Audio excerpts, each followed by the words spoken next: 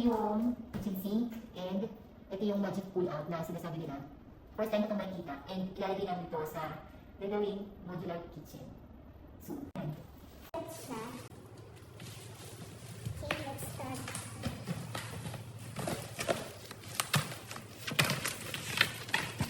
Sana maganda. Dahil napakamahal na. Kasi itong gamit ko.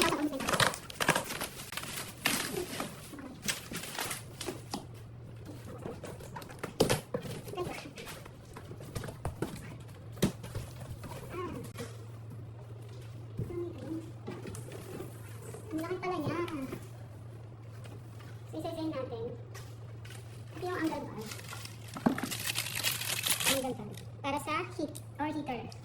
Para sa hot water to.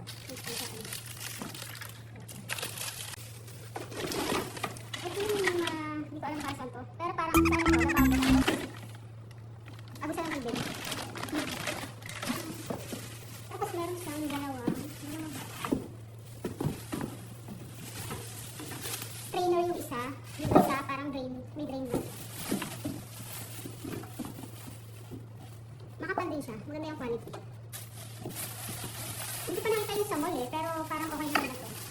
Medyo pricey lang yun sa mall. Ang ganda na ito. Ganda yung tsura niya. May pagka-gray siya. Yung texture niya, may design, hindi siya basta plain. Tignan niyo po, may design siya. Dito. Hindi siya plain na gray. Ano ba?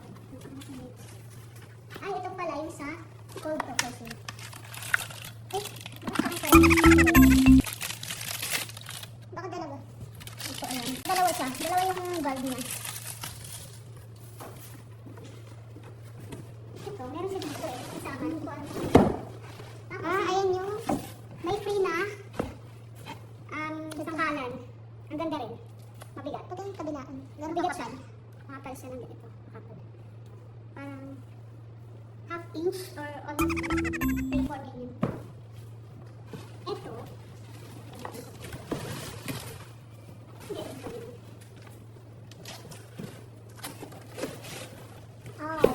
Ito na pala yung look. Wow. Ito na yun oh. Hindi lang din pala siya basta plain. Meron din siyang design. Hindi siya basta lang na plain na ano. Ito yung mga pinipindot ko. Ganda. Napakaganda. Nakaka-excite. Ayan yung gripo. Ito yung sa gripo. Faucet. Parang siyang bidet pala.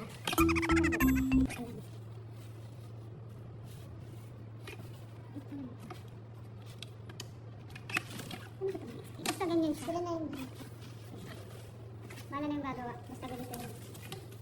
Ang ganda ng kulay.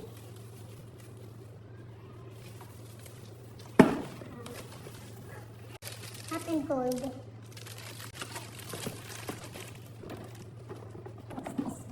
Basta yan. Para sa ano? Soap or dishwashing liquid.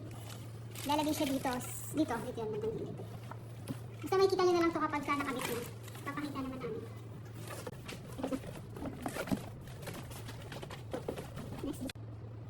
Ito yung mismong sink. Malaki siya. Parang ayaw tanggalin. Sink ko kayo ibalik. Basta color black din. At saka malalim. Ang lalim niya din pala. Ayun, hindi siya yung mababaw lang na ano. Hindi ko alam yung texture dito sa loob. Parang may ano siya. May design. Basta plain lang na ano. So our next is yung magic pull out. Ito yung nilalagay sa corner ng lababo. Ay, cabinet pala.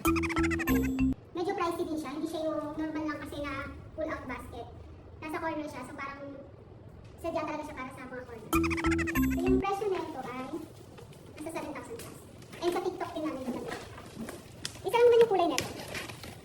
Stainless lang ito.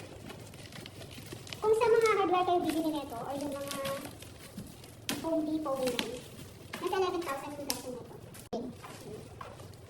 Titignan na lang.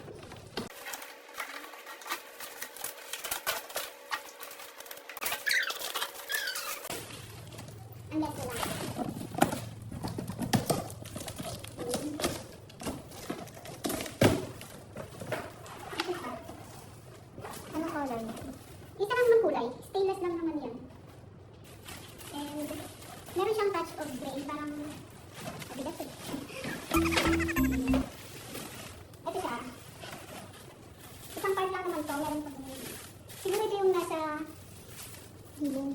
namin. So, goods naman. Wala namang gas-gas yung mga paint niya. Parang kasi siyang paint eh. Wala na siyang gas-gas. Okay naman lahat. Ito, hindi ko kasi siya ma-assemble ngayon kasi ma-assemble lang to once na kinabit na. So, pag kinabit na siya, i-video na lang ulit namin para makita niyo kung paano ba siya. Pero part to ng mga nilagay. Ayun siya. Para to sa mga corner na gusto niyo pang magamit yung pinakadulo ng ng cabinet niyo. Ito yung dapat yung bilhin para doon. So, that's it for today's unboxing. Kung gusto yung order, ilalagay ko na lang yung link dito para sa pag-order nyo or sa yellow basket. Pakita ko rin to kapag nagkaroon na kami ng modular kitchen or nakabit na siya. Para makita nyo kung gano'n siya kaganda. Abangan nyo yung aming magiging kitchen kasi document ko din siya kung paano siya ilalagay. Ngayon naman lang siya. Ulit-ulit. So, ipapakita, i-video naman namin kapag nakabit na to lahat. Step by step. Kung simula nang ikabit yung kitchen namin, yung mga cabinets. Sa YouTube. Okay, subscribe na lang siya.